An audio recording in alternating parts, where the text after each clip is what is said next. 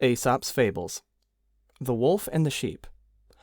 A wolf, being sick and maimed, called to a sheep who was passing, and asked him to fetch some water from the stream. "For," he said, "if you will bring me drink, I will find means to provide myself with meat." "Yes," said the sheep, "if I should bring you the draught, you would doubtless make me provide the meat also." Hypocritical speeches are easily seen through.